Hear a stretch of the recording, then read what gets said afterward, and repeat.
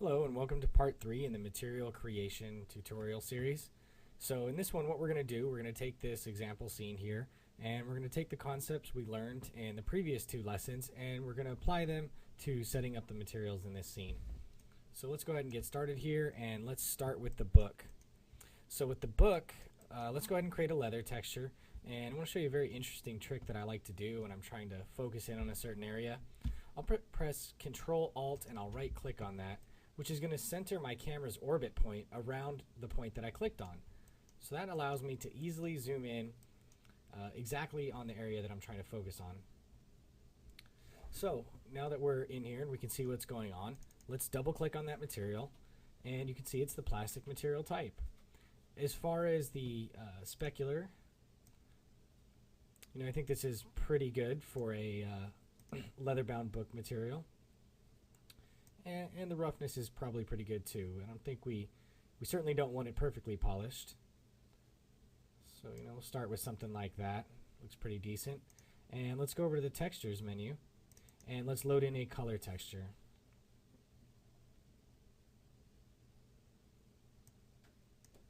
Okay, so I do have a leather here. Go ahead and grab that.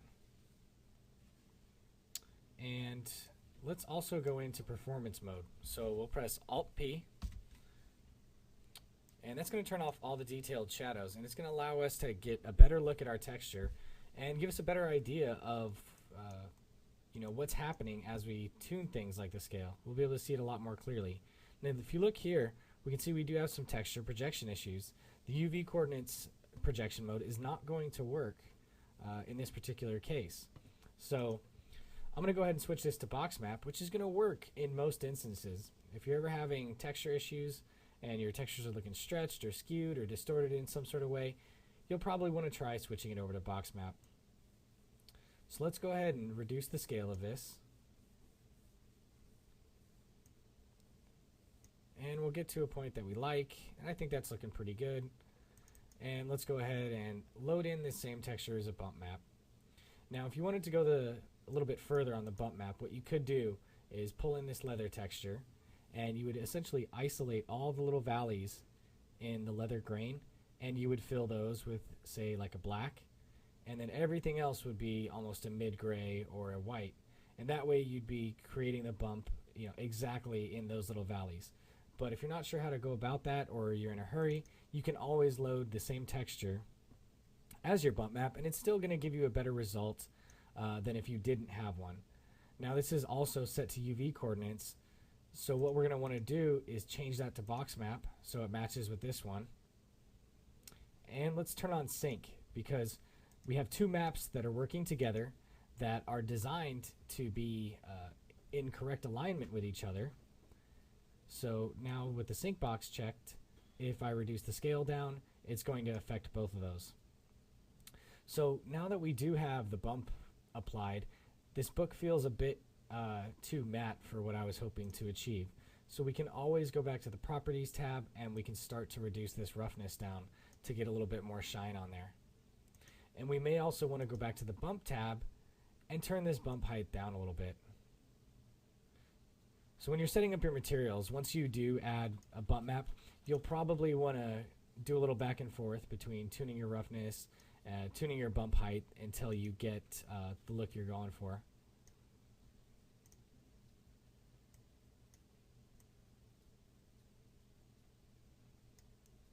Okay, so we have a nice highlight starting at the corner and rolling off towards the front, and I'm pretty happy with that for now, so we'll go ahead and keep that.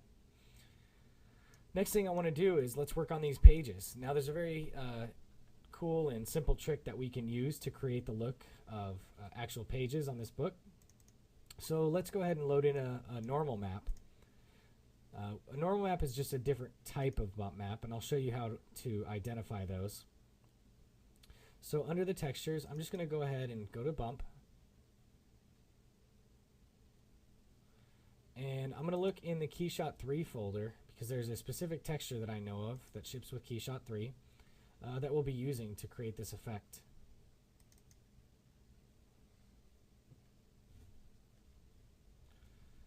Okay, so let's scroll down to textures. And what I'm looking for is horizontal normal. There we go, horizontal tubes. So we'll load that. And you see how the color of this image is, these purples and these blues. You'll see quite a few of those in the KeyShot texture library. Like you look at all these. These are normal maps. They're a little bit different than your standard bump map. Whereas a standard bump map uses black and white values to determine areas that are raised and lowered. These have more color information, and that color information essentially translates into X, Y, and Z coordinates. So it's a little bit more in depth, so to speak, than just straight up raised or lowered. So, but the main thing to take from that is if you are using this, you'll want to go ahead and make sure that it is set to normal map mode. See, now that we've enabled normal map mode, we can see the effect of that. Okay, and you can see we do have some texture issues there. So what we're going to want to do is change that to box map as well. But now the scale is a bit too much. So what we'll want to do is start to reduce that down. And now we've created a pretty good look of pages. Okay, and let's turn off performance mode and see what we're ending up with. So I did that by pressing Alt-P. We'll let that res up.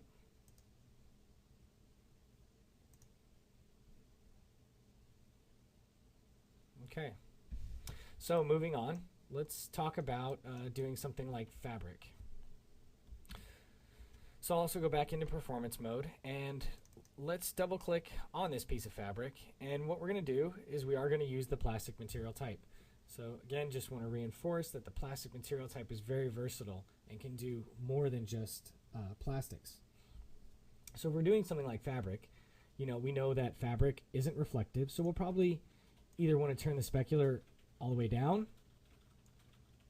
or if we have specular applied, we'll want to make sure that our roughness is up to the point where the specular reflections aren't very sharp or sharp at all. So let's go ahead and load in just a texture.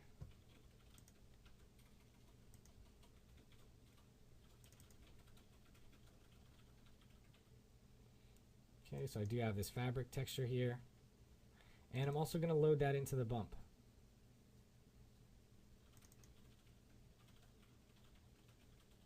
Okay, so you can see now we have that little bit more of an effect going on there, a little bit more depth in our material. So now let's also make sure that sync is enabled, and that way the color and the bump are going to stay aligned when we reduce the scale here. Okay, let's take a look at something else here. If we look at this, you can see this texture is kind of blown out in this area. So whenever you do have a texture applied to a material, there are some additional controls that you have over tuning that texture. And let me go ahead and show you what those are. Under the Properties tab, now that I have texture enabled, I have a few more options, and that's Blend with Color. So if I wanted to color this a certain other way, I could set a color there, and it's going to allow me to edit that, and that will blend with the actual texture color. Okay. The other thing you can do is you can reduce the brightness, and you can up the contrast, which in this case I would like to up the contrast to get a little bit more of an apparent sort of woven pattern in there. So you can see just with some simple texturing, it's pretty easy to create something like fabric. It also depends on the model. This particular model, has this drapery effect, and that really does help create the look of realistic fabric. Let's turn off performance mode for a second because I want to show you one other thing. If you look under here, the fabric is completely in shadow underneath the table. Okay, now if this were real fabric, you would have light from this window hitting here, and it would probably shine through on that portion, and this wouldn't be purely dark under here because you'd have light scattering underneath there. There is a parameter with the plastic material that you can tune to create that effect. If you look here under the advanced parameters, there's an option called diffuse transmission. If we click diffuse transmission and we set a dark color of what our actual fabric is, watch what happens. If you take a look in there, you can see that we're starting to get, some of that light shining through. And essentially, whatever color you set for your diffuse transmission, that's what color it's going to simulate, passing through that material. But what you'll probably want to do is just set a very similar color to what your actual fabric is. And the brighter you go with this, the more the light is going to appear to pass through that. Okay. So let's do something else. Let's take a look at this, and let's look at our textures, and let's go ahead and load in an opacity map and create an even more interesting fabric pattern here. So I have this fabric alpha, and the opacity map is going to use black and white values to essentially cut shapes out of this material, sort of like a stencil. So I have that loaded, and let's adjust our scale and start to reduce this down.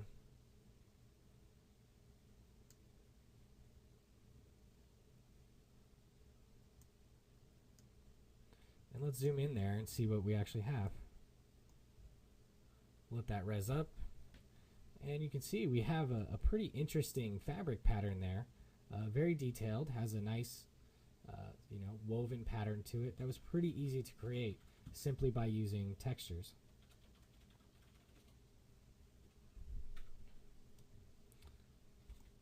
Okay. So now that we have that, actually let me go ahead and just reduce that scale a little bit more. Let's go ahead and hide this part. So I'll right click on it and select hide part. And now let's go ahead and work on this table material. Okay, so what if we wanted to create this out of wood? I'm going to go ahead and stick with the plastic material type. And let's say, for example, that this was just made out of something cheap like plywood. So I do have this plywood texture here. And all we would want to do for that is really just kind of, make sure that you would want some specular so you can get some light roll on there. But also you'd want to turn up that roughness to the point where those reflections are really broken up. And again, you can come back in here and you can darken your texture. You can add contrast to your texture if you want a little bit more of a vibrance and contrasty look to it. And you can see that was pretty easy to create a plywood material. Let's switch this to something like a fine wood. So we're going to essentially keep most of the same settings. All we're really going to do is switch out the texture, adjust our roughness and our specular color a little bit, and we're going to have a different material altogether. So there's our fine wood. I think our scale is a bit small on there. I'd like to see some larger grain pattern. So I'll start to increase that. Okay, so there we got some decent grain going on. And instead of making this appear matte, I'd like it to appear as if it had a clear coat finish on top of it. So what we can do is drop this roughness down. And now we have a polished table. And you can add subtle amounts of roughness too if you want to break up those reflections ever so slightly. Okay, let's go ahead and undo hide part. And so there's our tablecloth sitting on top of our wood table. And let's move on here and let's work on the basket. So I'm going to press Control Alt right click. That's going to position my camera around that point. And now if I zoom in, I can get right into the area where I'm trying to work. The other thing I'm going to do is press Alt P, put us into performance mode. And let's set this material here to something like a wicker basket material. So I'm going to stick with the plastic. Going to load in a wicker texture here.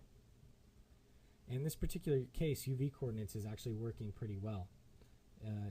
For this shape object, if UV coordinates wasn't working, a good one to try might be cylindrical. So let's also load this in on the bump channel.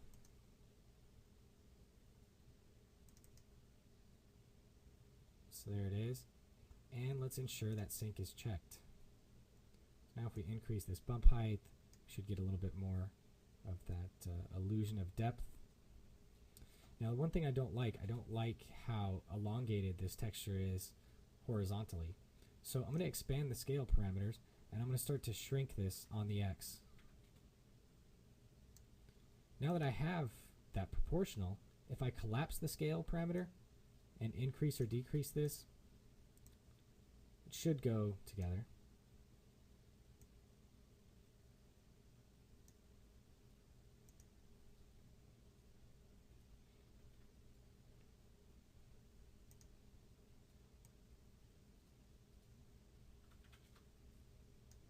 Okay, so there we go. Now, let's turn off performance mode and take a look at our scene.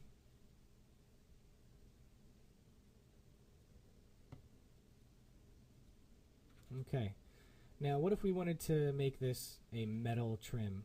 Maybe this is, some sort of silver or copper or gold. Very, very easy to do. And the way I would suggest doing that is just double click on that material, change the type from advanced to a metal, and there you go. There it is with a sort of a polished metal, and you can tune the color. So if we wanted that to be copper, we could take this over into the copper range.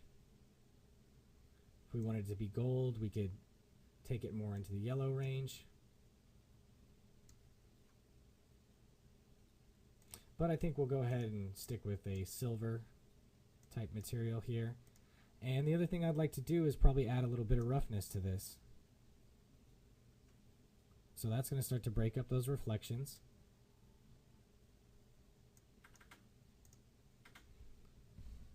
Okay, and let's go ahead and just save our scene.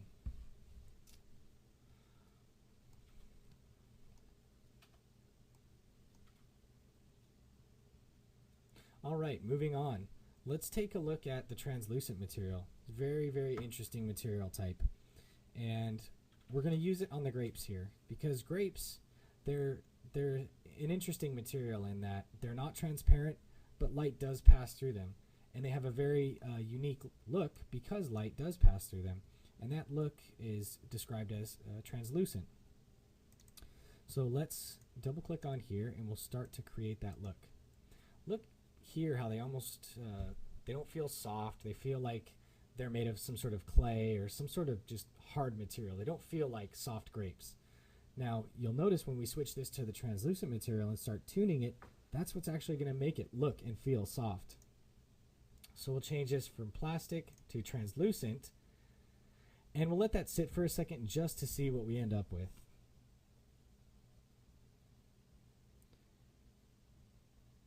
They do feel a bit softer than before, but we're still not quite getting the look of realistic grapes. And the reason is this subsurface color. What we want to do is we want to set our grapes diffuse color, or the surface color.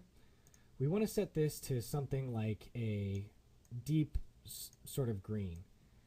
And I know that's not the color of actual grapes, but when we start to introduce the correct subsurface color, that's going to brighten up this material overall.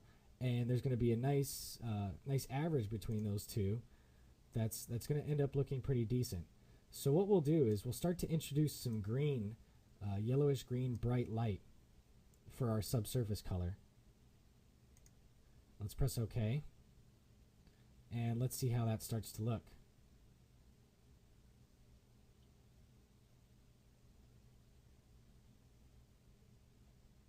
Okay, still not entirely convinced. So let's go to our surface color. And maybe we do want to brighten that up a little bit.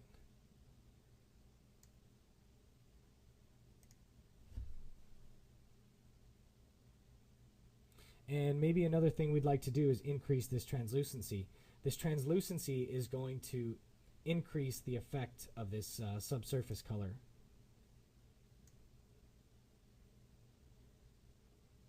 now we're starting to get something that feels like soft grapes.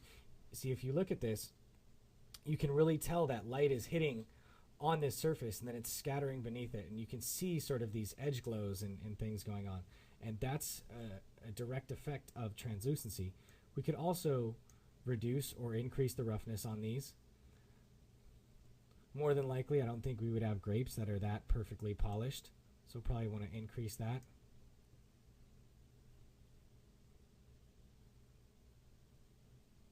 And for now, let's go ahead and stick with that. We may tune that later, but let's not get too hung up here.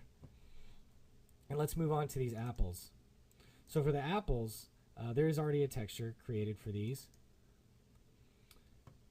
And if I load that in, it's very simple to create a look of a realistic apple.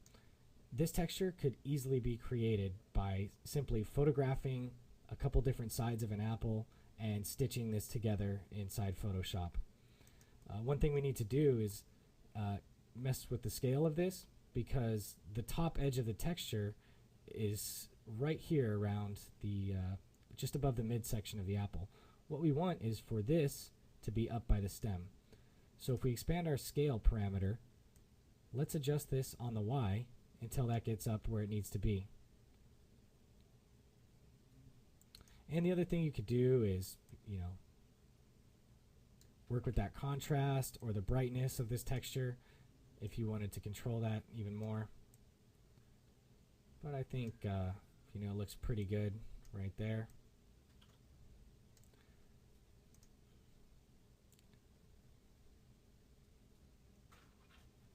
And let's let that sit for a second and see what we end up with.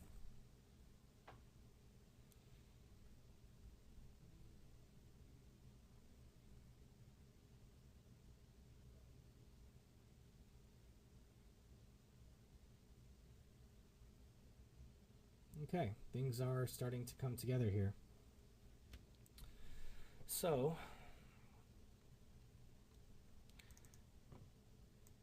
and as far as the leaves, I'd probably go ahead and stick with the translucent, and I do already have a texture applied here. And it is just a simple leaf texture.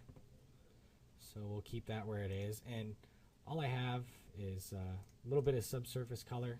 So let's maybe set that to a yellowish green, and increase the translucency.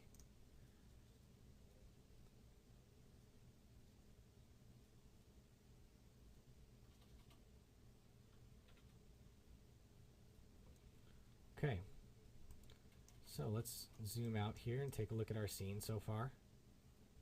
Let that sit for a second, see where we stand. It's definitely starting to come together. And we have essentially one more main part to do back here, and that's this skull. So let's double click on that, and what we're going to want to do here again is use the translucent material type. So let's change this from plastic to translucent, and what I want to do with this is set sort of a pale yellowish, almost mid-gray sort of color for the surface. Because again, even though a bone might be a little bit brighter than this, our subsurface color is also going to affect the overall brightness of this material. So once we start to introduce a brighter color here, the whole thing is going to start to overall appear brighter. Now bone starts to get a little bit of yellowish, warm, sometimes more in the red range of colored light passing through it due to what's on the inside of it. So let's set that, and let's also turn up our translucency a little bit and see what we end up with.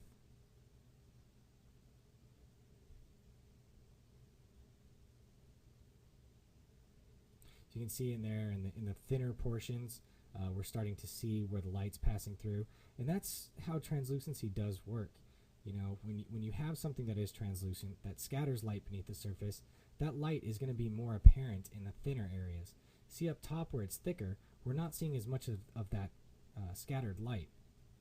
And that's because this material, it does work off of scale. It can essentially tell when it has two surfaces, a certain distance from each other. So if you look here at the septum, where you have these two surfaces that are thin right next to each other, more light's going to pass through there because KeyShot knows that these are not very far apart, versus when you look at the surfaces on either sides of the skull.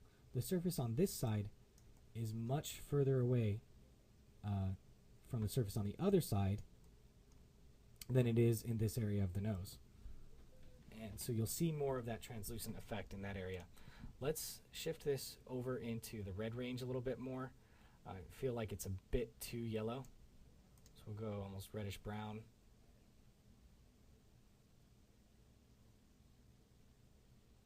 And see what we end up with.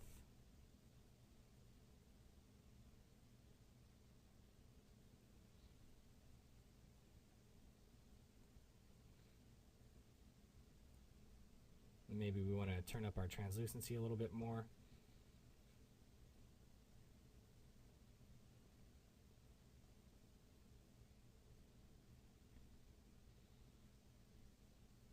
See, we're really starting to get that effect in there. Okay, the other thing that I'd probably like to do here, if you look at this skull, it's awfully perfect. There's no real deviation in the texture. It's just a solid tone, solid color. One thing we can do to sort of break that up a bit is we can try and add sort of a noise texture to this. So let's go to the KeyShot 3 folder and let's look in our textures.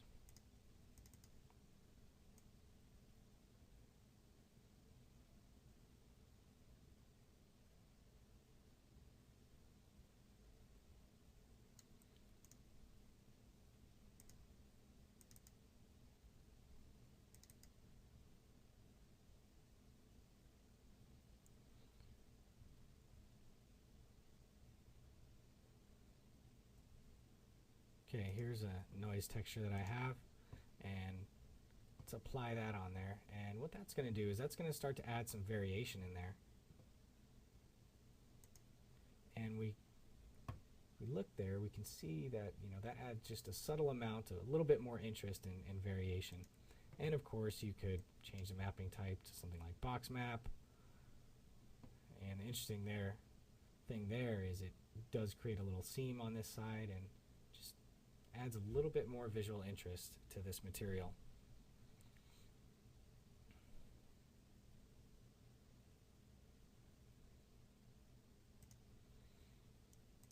And you could always check the blend with color, and maybe we brighten this up a little bit more.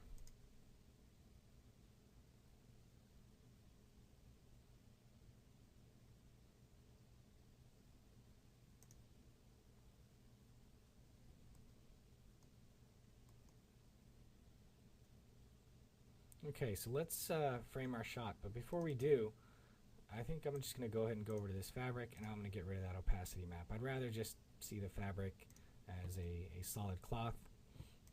And let's get our shot framed. Now, we are using the Luxion conference room HDR for this, and there's some things in this conference room that we can really use to our advantage, like this picture on the wall and this flower pot back here. And if we start to zoom in, frame our shot, let's see what we can do to include those elements in our final image. So let's open up the project window and we'll go to the camera tab. And what I'd like to do, first of all, is I want to start to adjust my focal length. What I'd like to simulate here is my camera being pulled back and essentially using a zoom lens to zoom into this scene here. So the way to go about that is by adjusting this focal length. Now the higher this number, the more of a zoom lens you're having. So when I'm doing this, I'm not actually moving the camera forward physically. The camera's staying physically in the same position, but what you're doing is simulating the effect of a zoom lens, which does have a different appearance than if you physically moved the camera forward. Okay, so let's frame our shot. And we do have that picture in the flower pot back there. Let me show you what we can do. We can go to the environment tab and we can reduce the size of this environment, and we can also adjust the height.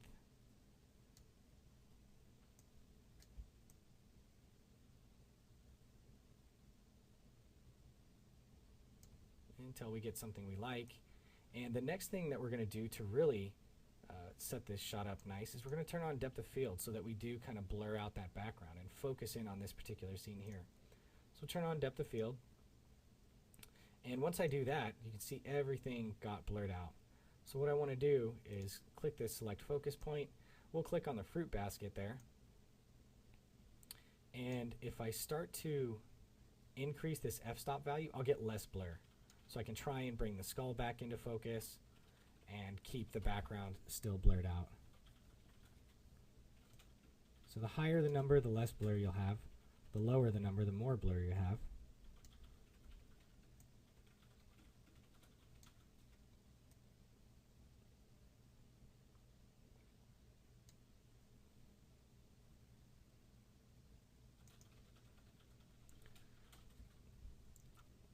Okay, so that's a look at material creation in KeyShot. Hopefully that gives you all an idea of how easy it is to create different material types and how versatile the plastic type is. Simply by using different textures and by adjusting things like your roughness and your specular color, you can create a wide range of materials. Thank you. Hope you enjoyed it.